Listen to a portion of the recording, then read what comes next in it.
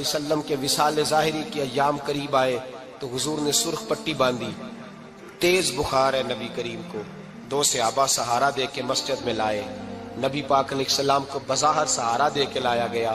کریم رسول نے لوگوں کو جمع کیا، حضور آج کیا ہونے والا ہے، آج کیا کہا جائے گا، آج کس لیے میٹنگ بلائی ہے؟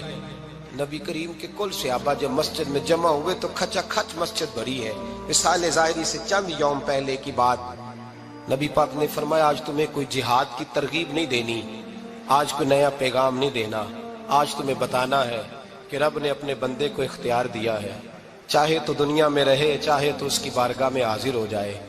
اس عبد نے بارگاہ ربوبیت کی طرف لوٹنے کا ارادہ کر لیا ہے۔ حضرت صدیق اکبر رونے لگے تو صحابہ نے کہا تمہیں کیا ہوا؟ کہنے لگے سمجھ نہیں رہے، کسی کی بات نہیں کر رہے، نبی پاک تو اپنی بات فرما رہے ہیں، اس نے جانے کا ارادہ کر لیا۔ سنیے میرے بھائی، محبوب پاک نے فرمایا بھائی کسی شخص کو میری طرف سے کوئی تکلیف پہنچی ہو تو بدلہ لے سکتا ہے، بدلہ لے سکتا ہے، کسی کو تکلیف پہنچی ہو۔ صحابہ پھوٹ کے رونے لگے، محبوبہ کرم ہی کرم ہوا ہے، رحمت ہی رحمت آئی، آپ کے بارے میں گمان کرنے والا بھی دائرہ ایمان سے نکل جائے۔ حضور آپ کیا فرما رہے ہیں؟ فرمایا نہیں بھئی اٹھو۔ پیچھے سے جناب عکاشہ بن محصن اٹھے، ہاتھ کانپتے ہیں، آگے بڑھے، کہنے لگے یا رسول اللہ، ایک جنگ کے موقع پر آپ نے درہ مارا تھا، ننگی پیٹھ پر صفیں سیدھی کراتے، بات دل میں رہ گئی ہے، میں نے بدلہ لینا ہے۔ نبی کریم نے فرمایا بلال دوڑ کے جاؤ، فاطمہ کے گھر درہ پڑا ہے، درہ لاؤ۔ سیدنا بلال حبشی کہتے میں گیا، دستک دی، سیدہ طیبہ طاہرہ حضرت فاطمہ فرمانے لگی بلال کیسے آئے ہو؟ اماں جی وہ درہ چاہیے تھا۔ سیدہ کو تشویش ہوئی، کہنے لگے بلال نہ تو جنگ پہ جانا ہے، نہ جہاد ہے، نہ کوئی ایسا موقع ہے، حضور کی تو طبیعت مبارک بظاہر بڑی علیل ہے، درہ کیا کریں گے؟ حضرت بلال عرض کرنے لگے اماں جی ایک صحابی بدلہ لینے لگے ہیں، صاحب طبقات نے جملے لکھے ہیں، کہتے ہیں بی بی صاحبہ نے درہ بھی دیا اور امام حسن حسین کو بھی باہر نکالا۔ فرمانے لگی عکاشہ سے کہنا 100 درے مارے، ان 2 شہزادوں کے جسم پر نبی پاک کے قریب نہ جائے، میں نے 2 بچے پیدا ہی اپنے محبوب پر قربان کرنے کے لیے کیے، ان کو لے جائے۔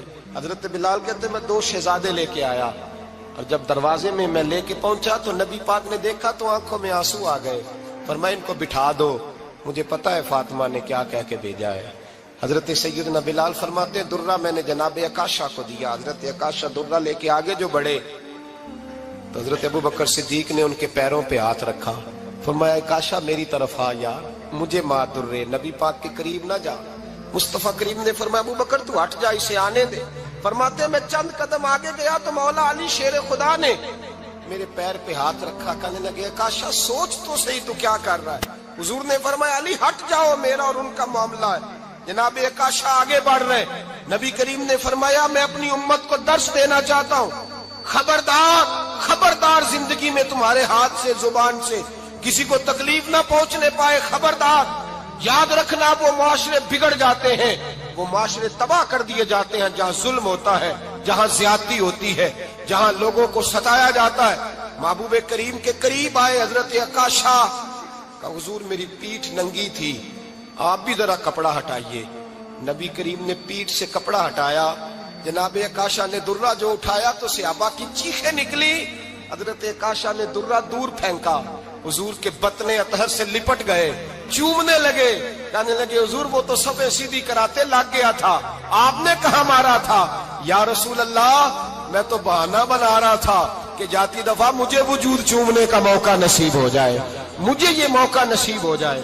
میرے حبیب نے فرمایا جس نے جنتی دیکھنا ہو میرے عکاشہ کی زیارت کر لے۔ بھائی ظلم کا دروازہ کھلا ہوا ہے اور لوگ بھول جاتے ہیں زیادتی کرتے ہوئے، وہ بہو سے ہی کیوں نہ کریں، وہ اپنے گھر کے بھول جاتے ہیں کہ شاید پوچھنے والا کوئی نہیں، شاید میزان نہیں لگے گا۔ ایران کے بادشاہ نے اپنے بیٹے کو پڑھانے کے لیے ایک استاد صاحب کا بندوبست کیا۔ استاد صاحب کو کہا کہ میرے بچے کو دین پڑھائیے، میں چاہتا ہوں کل اس نے عنان حکومت کو سنبھالنا ہے تو یہ دین سے آگاہ ہو جائے، اس کو کچھ سکھائیے، پڑھائیے۔ بہت نیک بزرگ بڑے درویش عالم پڑھانے لگے، اسباق مکمل ہو گئے، دین کے اسباق قرآن مجید پڑھایا، احادیث طیبہ کا درس دیا، اصول فقہ سے روشناس کرایا۔ جب بچے نے مکمل تعلیم حاصل کر لی اور آمین ہو گئی، دستار ہو گئی، فارغ ہو گئے، تو پھر ایک دن استاد صاحب نے کہا بیٹے کل تم نے ضرور آنا ہے، کچھ بات کرنی ہے۔ شہزادہ گیا ملنے استاد صاحب سے، استاد صاحب نے کنڈی لگا لی، ہاتھ میں درہ پکڑ لیا، مار مار کے پورے وجود کو زخمی کر دیا، کوئی غلطی نہیں، کوئی بات نہیں، مارا۔ اب بچہ آیا آ کے بادشاہ سلامت سے کہا کہ ابا جی سمجھ نہیں آئی، بڑا مارا ہے استاد۔ تو سیانے تھے نا بادشاہ، یہاں تو قاری صاحب روز کٹہرے میں کھڑے ہوتے ہیں، مولوی صاحب آپ نے میرے بچے کو کیوں مارا ہے؟ آپ 8,000 کے مولوی ہیں، میرا کئی کروڑ کا بچہ ہے، سویرے بدل لیں گے، خبردار آپ نے بچے کو ہاتھ لگایا، اپنی حیثیت میں رہے معاذ اللہ۔ جو قومیں استادوں کو کٹہروں میں کھڑا کرتی ہیں وہ ترقی نہیں کر پاتی، جو استادوں کو کٹہروں میں روز کھڑا کرتے ہیں۔ کہا ابا جی بڑا مارا ہے، تو والد بڑے سمجھدار تھے، کہنے لگے بیٹا استاد باپ ہوتا ہے، وہ زیادتی نہیں کرتا، کوئی بات ہوگی میں تیرے استاد کو کٹہرے میں نہیں بلاؤں گا۔ اماں سے بات کی، اماں کہنے لگی بیٹا میں تیرے باپ سے کیسے بات کروں، ڈرا تھا۔ وقت گزر گیا، 22 سال بیت گئے، 22 سال گزر گئے، بادشاہ کا انتقال ہوا، شہزادہ تخت پہ بیٹھا، پہلا حکم یہ دیا کہ میرے استاد کو بلاؤ، پہلا حکم۔ استاد جی بوڑھے ہو گئے تھے، چھڑی کے اوپر ٹیک لگا کے آئے اور بھویں سفید ہو کے جھک گئی تھیں، یوں آنکھ کھول کے بڑی مشکل سے دیکھا، کہنے لگے شہزادے حکم ہو۔ کب میں شہزادہ نہیں، اب میں بادشاہ بن گیا ہوں۔ استاد جی 22 سال بیت گئے، آپ نے مارا تھا، پر وہ درد چونکہ زیادتی کی تھی، میرا قصور کوئی نہیں تھا، تو نہ میری روح سے درد گیا ہے نہ میرے جسم سے گیا ہے، میں بے اختیار تھا، پوچھ نہیں سکتا تھا، آج با اختیار ہوا ہوں۔ سب سے پہلے پہلا حکم آپ کو دیا، بلایا ہے، بتائے کیوں مارا تھا، کیوں مجھے مارا تھا، میری زیادتی بتائے۔ تو استاد، بوڑھے استاد کی آنکھیں آنسوؤں سے بھر گئیں، کہنے لگے بیٹے بس آج کے دن کے لیے مارا تھا، یہ جو دن آ گیا نا میری زندگی میں، اس لیے مارا تھا، یہ میں چاہتا تھا میری زندگی میں وقت ہے، آج کے بس میری مراد پوری ہو گئی۔ کہا صاحب کس لیے، مجھے بھی سمجھائے۔ آپ فرمانے لگے کتنی دیر ہو گئی تجھے مار کھائے ہوئے، کتنا زمانہ بیت گیا؟ کہنے لگا 22 سال۔ فرمایا زخم بھولے تو نہیں، درد ختم تو نہیں ہوئی، تمہیں بات 1 منٹ کے لیے بھی تمہارے حافظے سے محو تو نہیں ہوئی؟ کہا استاد جی روز رات کو یاد آتی، روز خیال آتا تھا۔ استاد کہنے لگے بھائی تو بے اختیار تھا، پوچھ نہیں سکا، 22 سال تجھے یاد رہا، مجھے پتا تھا تو ایک دن حکمران بنے گا، میں نے تجھے اس لیے مارا تھا کہ بیٹے یاد رکھنا، کسی پہ ظلم نہ کرنا، اگر تجھے 22 سال تک یاد رہا ہے تو جس پر تو ظلم کرے گا اسے بھی قیامت تک یاد رہے گا، اور یہ یاد رکھنا تو آج با اختیار ہوا تو تو نے مجھے بلا لیا ہے، قیامت کے دن غریب با اختیار ہو جائیں گے، مظلوم با اختیار ہو جائیں گے، وہ با اختیار ہوں گے للہ الواحد القہار، رب کریم کی بارگاہ کے اندر ان کا اختیار ہوگا، اکیلے اللہ کی حکمرانی ہوگی، پھر وہ بلائیں گے بڑے بڑے کج کلا، دنیا میں جن کی پگڑیاں اونچی تھی وہ سر جھکائے کھڑے ہوں گے، دنیا میں جو ڈکٹیٹر بنتے تھے ان کی پشتیں لال ہوں گی، ان کو غدار لکھا جائے گا، قیامت تک نہیں بھولے گا۔ ظلم کرنا تو سوچ سمجھ کے کرنا، اتنا کرنا جتنا تم سہ سکتے ہو، اتنی زیادتی کرنا جتنی قیامت میں تم برداشت کر سکتے ہو۔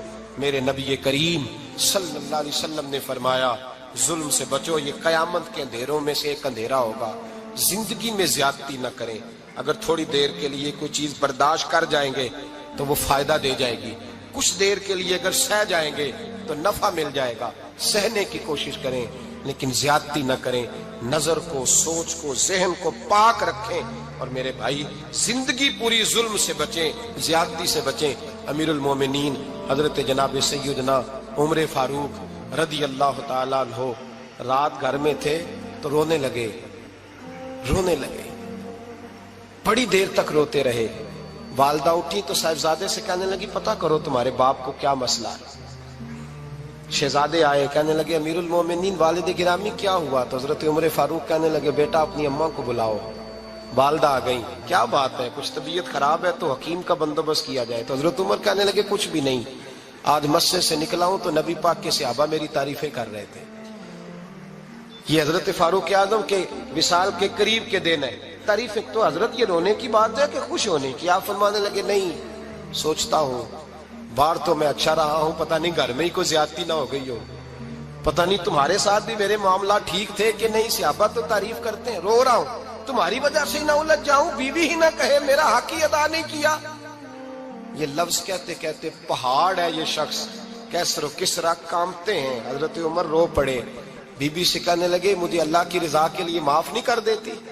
میرے اوپر بوجھ تھا امت کا، میں ساری رات مدینے کی گلیوں میں پھرتا تھا، دن سارا مسجد میں گزرتا تھا، میں تجھے وقت نہیں دے پایا، معاف نہیں کر دیتی؟ تو زوجہ کہنے لگی نہیں عمر، میں نے بھی زندگی میں اپنا کوئی سکھ چین نہیں دیکھا، کوئی چاؤ پورا نہیں کیا، میں کیسے معاف کر دوں؟ میں نہیں معاف کرتی۔ حضرت عمر زمین پہ بیٹھ گئے، رونے لگے، کہنے لگے چل معاف کر دے۔ کہنے لگی ایک وعدہ کرو، قیامت کے دن رب کریم کی بارگاہ میں میری سفارش کرو گے؟ اللہ کی بارگاہ میں عرض کرو گے کہ اللہ اچھی تھی، مجھے کپڑے دھو کے دیتی تھی، روٹی پکا کے دیتی تھی، میری عزت کی محافظ تھی؟ جناب عمر کہنے لگے تیرے ساتھ وعدہ ہے، رب اپنے فضل سے عمر کو جنت دے گا تو عمر تجھے جنت میں ساتھ لے کر کے جائے گا، تیرے ساتھ وعدہ ہے۔ میرے بھائی جن کے دلوں میں احساس تھا کہ ہم سے کوئی زیادتی نہ ہو جائے کسی جگہ، وہ تو یہاں تک معاملہ کرتے تھے، یہاں تک ان کا خیال رہتا تھا۔ عزیزو، ایک تو نظر میں حیا پیدا کریں، والدین کی بہت بڑی ذمہ داری ہے۔ لاکھوں بچے مرضی کی شادیاں کر رہے ہیں، ہزاروں گھر اجڑ رہے ہیں، یہ وہ والا زہر ہے جو ہر گھر میں تیزی سے پھیلتا چلا جا رہا ہے۔ پہلے ہم کہتے تھے کہ بچہ باہر نہ نکلے، اب کہتے ہیں اللہ کہیں موبائل لے کے تنہا نہ بیٹھ جائے، کہیں تنہا نہ بیٹھ جائے، کیا بنے گا اس کا اگر یہ گندگی اور یہ ایسا نشہ ہے جو اجاڑ کے رکھ دے۔ بخاری شریف میں حدیث ہے، قاضی ایاز مالکی رحمۃ اللہ علیہ نے بڑی تفصیل سے لکھی ہے، راوی حضرت انس بن مالک ہیں۔ ایک بندہ بڑی دور سے آیا نبی پاک صلی اللہ علیہ وسلم کی زیارت کے لیے، بڑی دور سے۔ عرب کے جو سردار ہوتے تھے ان کے بڑے ناز نخرے ہوتے تھے، وہ خیر آج بھی ہیں، پروٹوکول کا ماحول آج بھی، یعنی وزیر صاحب کے آگے دو چار گاڑیاں نہ ہوں تو ان کو مزہ ہی نہیں آتا، پولیس والے آگے پیچھے بھاگیں تو حالانکہ ان کو نہیں پتا کہ جو پولیس والے آگے پیچھے بھاگ رہے ہیں نا، یہ حکومت بدلی تو گرفتار کرنے بھی انہوں نے ہی آنا ہے، لیکن وہ بڑا مزہ آتا ہے جب لوگ گاڑی کے پیچھے بھاگتے ہیں، کیا بات ہے جناب، بڑی بات۔ اور ہماری طبیعتوں میں پتہ نہیں کون سی، تو نبی پاک صلی اللہ علیہ وسلم کی خدمت میں وہ شخص بڑی دور سے آیا، تو عرب کے بادشاہوں کا مزاج تھا، پروٹوکول بڑا چاہتے تھے، ان کا تو یہ طریقہ تھا کہ حکمرانی کرنی ہے جیسے بھی ہو۔ اگر کسی غلام نے دھوپ میں بندھا رہ گیا، اونٹ اور چھاؤں میں نہیں باندھا تو درے مارتے تھے، اور اگر اس نے کھول کے باندھ دیا تو پھر بھی مارتے تھے، کہتے تھے اتنا سیانا ہو گیا تو انہیں پوچھا ہی نہیں، خود بخود ہی باندھ دیا۔ وہ شخص حضور کی بارگاہ میں آیا اور بہت سارے لوگوں کے پاس کیونکہ وہ جاتا تھا اپنے سربراہ کا پیغام لے کے، تو وہ کانپ رہا ہے جب حضور کی بارگاہ میں گیا، ڈر رہا ہے۔ اب ذرا بات کو سمجھنا، نبی پاک صلی اللہ علیہ وسلم نے اس سے فرمایا کیوں ڈرتے ہو؟ سادہ آدمی ہے، دیہاتی ہے، بدو ہے۔ اللہ کے رسول نے تھپ کی دی، کیوں ڈرتے ہو؟ تو کہتا ہے حضور مجھے آداب نہیں آتے اور مجھے ڈر آتا ہے، کوئی بات اگر ایسی ہو گئی، آپ مدینے کی حکومت کے سربراہ ہیں، تو کہیں آپ ناراض نہ ہو جائیں۔ حضرت انس بن مالک فرماتے ہیں بات کہاں کی تھی، پہنچ کہاں گئی؟ جب اس نے یہ کہا نا کہ آپ تو حکومت کے سربراہ ہیں، کہیں کوئی غلطی نہ مجھ سے ہو جائے، تو نبی پاک کی آنکھوں میں آنسو آ گئے، حضور رونے لگے، اور نبی پاک صلی اللہ علیہ وسلم فرمانے لگے نہ بھائی، تو کسی حکومت کے سربراہ کے پاس نہیں آیا، نہ تو اس بیٹے کے پاس آیا ہے جس کی ماں گوشت کے خشک ٹکڑے کھا کے بھی گزارا کر لے گی۔ میں تو ایک غریب ماں کا بیٹا ہوں۔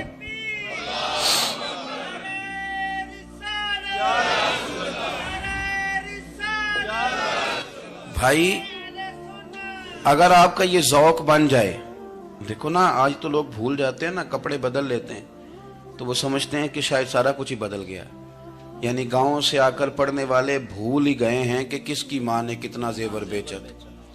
لوگ بھول جاتے ہیں چیزوں کو، اپنے ماضی کو یاد رکھیں، آپ لوگوں کے ساتھ پیار کریں، آپ لوگوں کو موقع دیں، آپ تھوڑی سی اور کوشش کریں اس شخص تک جانے کی جو آپ کو مایوس نظر آ رہا ہے، پریشان نظر آ رہا ہے۔ یہ ہمیں میلاد والے محبوب صلی اللہ علیہ وسلم نے درس دی۔ ایک اور پہلو، حضور سید عالم صلی اللہ علیہ وسلم نے، ہمارے ہاں نا ابھی بھی برادری کی تقسیم ہے، ابھی بھی اور کچھ میں نے ایسے کمزور لوگ بھی دیکھے، یہ اس طرح کی حرکتیں ہارے ہوئے لوگ کرتے ہیں. ہارے ہوئے لوگ جو اپنے آپ کو سمجھتے ہیں کہ میں کوئی بڑا آدمی ہوں. بڑا آدمی تو اپنے اخلاق سے ہوتا ہے، اپنے کردار سے ہوتا ہے، اپنی سخاوت سے ہوتا ہے، لوگوں سے پیار کرنے سے ہوتا ہے. باقی یہ کہ بیٹھ کے کہانی سنانا کہ میں بڑا کچھ کرتا ہوں، تو جو کچھ کرتا ہوتا ہے اسے سنانے کی کوئی ضرورت. ایک اور بہت سارے لوگ آپ تعزیت کرنے جائیں نا والد کے انتقال کے بعد، تو ان بیچاروں کو بتانا پڑتا ہے کہ ابا جی میرے بغیر دوائی نہیں کھاتے تھے. تو میں کہتا ہوں اگر تیرے بغیر نہیں کھاتے تھے پھر بتانے کی ضرورت نہیں، پھر تو سارے گاؤں کو پتا ہوگا کہ تیرے بغیر نہیں کھاتے تھے. اور اگر کوئی دال میں کالا ہے تو پھر تیری وضاحت کوئی بندہ قبول نہیں کرے گا. تو آپ کو بتانا کیوں پڑ رہا ہے، اور آپ بار بار اس بات کا ذکر کیوں کر رہے ہیں کہ ہم بہت بڑے قبیلے کے ہیں؟ صاحب اگر آپ بڑے قبیلے کے ہیں تو پتا ہوگا سارے علاقے کو آپ کتنا لوگوں کا خیال کرتے ہیں، آپ کس قدر محبت کرتے ہیں، آپ کا انداز کریمانہ کس طرح کا. پھر آپ کو بتانے کی کوئی ضرورت نہیں ہوتی، پھر خود بخود خبر ہوتی ہے. حضرت سیدنا ابو ذر غفاری رضی اللہ تعالیٰ عنہ، قبیلہ بنو غفار ایک بڑی شاخ تھی قبیلوں میں سے. جو لوگ اس زمانے میں مالدار قبیلوں سے تعلق رکھتے تھے ان میں سے ایک بڑا نام تھا. ساری زندگی چودراہٹ کی، لیکن میلاد ایک انقلاب کا نام ہے. میں میلاد منانے والے دوستوں سے گزارش کرتا ہوں کہ آپ ہر سال میلاد منائیں، اور ہر سال میلاد کے بعد آپ تھوڑے بدل بھی جائیں، یعنی تھوڑے سے بدل جائیں. کچھ لوگ کہیں یار یہ داڑھی میں نے نا 12 ربیع الاول والے دن رکھی تھی، یہ میری میلاد والی داڑھی ہے. اور داڑھی رکھیں بھی نبی پاک کی مرضی کی. کس کی مرضی کی؟ نہ ناراض ہو جائے جی میں ٹور چلا بس. کس مرضی کی جی؟ اپنی مرضی کے نہیں. داڑھی کا وزن کو نہیں ہوتا کہ پوری مٹھی رکھیں گے تو آپ کو کوئی دقت ہوگی، کوئی وزن نہیں. پوری رکھیں، جو حضور کا طریقہ مبارکہ ہے جو ہمیں ملتا ہے اس پر آپ توجہ فرمائیں. تو میں جو بات عرض کرنے جا رہا ہوں وہ میلاد انقلاب ہے. حضور سید عالم صلی اللہ علیہ وسلم کی بارگاہ میں آنے سے پہلے لوگ کچھ اور ہوتے تھے، اور یہاں سے ہو کے جاتے تھے تو پھر ان میں تبدیلی آتی تھی. میں سارا دن کرامتیں سناؤں نا کسی کو اپنے پیر صاحب کی، اور اپنے گھر میں بھی کہ میرے حضرت بڑے، میرے استاد بڑے، لیکن بیوی کے ساتھ اگر میں ترش لہجے میں بات کروں گا تو وہ کہے گی یہ سکھاندے نے تینوں پیر صاحب. دوست کہیں گے یہ سکھاتے ہیں آپ. تو آپ کی کہانیاں نہیں چلتی، آپ کا کردار چلتا ہے. حضرت ابو ذر غفاری رضی اللہ تعالیٰ عنہ فرماتے ہیں چونکہ میں چودھری تھا، سیدنا بلال حبشی رضی اللہ تعالیٰ عنہ کے پاس میں بیٹھا تھا. کسی بات میں بات آگے بڑھی اور بڑھتے بڑھتے بات شکنجی تک چلی گئی. رائے کے اختلاف نے باتوں میں تلخی پیدا کر دی، اور جب تھوڑے لفظ اور تیز ہوئے تو میں نے انہیں کہہ دیا چپ کر، تو ابشن کا بیٹا ہے. کس کے بیٹے تھے حضرت بلال؟ کہتے ہیں جب انہوں نے مجھے کہا تو میرا دل بڑا ٹوٹا، لیکن میں نے ارادہ کیا کہ میں نے حضور کی بارگاہ میں نہیں عرض کرنی. اب ہر بات کی ہم حضور کی بارگاہ میں شکایت کریں. لیکن میں جا کے مسجد میں بیٹھا، اور جب سرکار آئے نا، ارادہ نہیں تھا کہ عرض کروں گا، لیکن حضور کا چہرہ دیکھا تو دکھ میرا خود ہی تازہ ہو گیا. رونے کا بھی تو تب ہی مزہ آتا ہے نا کوئی اپنا ملے تو. فرماتے ہیں کہ میرے آنسو نہ بغیر اختیار کے چھلک پڑے، اور میں کھل کے روئے، کھل کے. قربان جاؤں محبوب کے بھی حضور نے پاس نہیں بلایا، بلکہ نبی پاک اٹھ کے خود میرے پاس آئے اور مجھے کندھوں سے پکڑ کے سینے سے لگایا. اور جب میں کھل کے رو لیا تو حضور میرے آنسو پوچھنے لگے. کچھ شعر ایسے ہوتے ہیں جو کسی نے کہے ہوتے ہیں، اور کہنے والا جو ہوتا ہے وہ صاحب حال ہوتا ہے، تو اس میں کچھ خوبصورتی زیادہ ہی ہو جاتی ہے. ایک پنجابی کے شاعر ہمارے گجرات میں گزرے، بزرگ تھے، ان کا ایک شعر ہے، وہ کہتے ہیں ایک واری میری آنکھیاں چوں اونا نے اتھرو پونجے سن. ایک واری میری آنکھیاں چوں اونا نے اتھرو پونجے سن، ہن تے چسکا پہ گیا رونے دا. ایک واری میری آنکھیاں چوں اونا نے اتھرو پونجے سن، ہن تے چسکا پہ گیا رونے دا، تے ہر ویلے آہو زاری دا. تو میں روز رونے لگا ہوں. مزہ ہی بڑا آیا ہے جب سے محبوب نے چپ کرانا شروع کیا میرے عزیز. اور پھر حضرت بلال حبشی رضی اللہ تعالیٰ عنہ چونکہ حضور کے غلام تھے، اور انہیں پتا تھا کہ سرکار میری ناز برداری کرتے ہیں، حضور نے چپ کرایا. فرمایا کیوں روتے ہو؟ تو عرض کرنے لگے یا رسول اللہ صلی اللہ علیہ وسلم، اگر میں ابشن کا بیٹا ہوں تو میری تو غلطی کوئی نہیں نا، یہ تو تقسیم اللہ کی ہے نا. الذی خلقک فسواک فعدلک فی ای صورت ما شاء رکبک. جس طرح وہ چاہتا ہے، جس کو چاہتا ہے اس طرح کی اس کی صورت بنا دیتا ہے. تو مجھے ابشن کا بیٹا کہا جاتا ہے، میری غلطی کیا ہے؟ حضرت بلال نے بھی نہیں بتایا کس نے کہا ہے. لیکن نبی پاک صلی اللہ علیہ وسلم نے کیا فرمایا؟ امام یوسف صالحی نے لکھا ہے، ذرا غور کرنا بات پر، تسلیاں لوگ اور رنگ میں بھی دیتے ہیں پر یہ تسلی بڑی انوکھی ہے. حضور فرمانے لگے، بلال اگر تو ابشن کا بیٹا ہے تو پریشان کیوں ہوتا ہے؟ کالے رنگ والی ماں کا بیٹا ہے تو پریشان کیوں ہوتا ہے اگر تیری والدہ کا رنگ کالا ہے تو؟ عرض کی حضور آپ کیا فرمانا چاہتے ہیں؟ تو سرکار فرمانے لگے، میں دو ماؤں کا بیٹا ہوں، ایک جناب آمنہ جنہوں نے مجھے پیدا کیا، اور ایک حضرت ام ایمن جنہوں نے میری پرورش کی، مجھے بڑا کیا. حضور فرمانے لگے، میری ماں آمنہ کا رنگ گورا تھا اور میری ماں ام ایمن کا رنگ کالا ہے. تو فرمایا اگر تجھے کسی نے کالے رنگ والی ماں کا بیٹا کہا تو اسے کہہ دینا مدینے والے محبوب کے بھی تو ایک والدہ کا رنگ کالا ہے، تو کہہ دینا. حضرت بلال کہتے ہیں کہ وہ اس طرح کی تسلی تھی، طفل تسلیاں نہیں جس طرح کی ہمیں دی جاتی، وہ اس طرح کی خوبصورت تسلی تھی کہ اس کے بعد میرا دل ایسا ٹھنڈا ہوا، پھر کسی کا تانا نہیں رہا، پھر کسی کی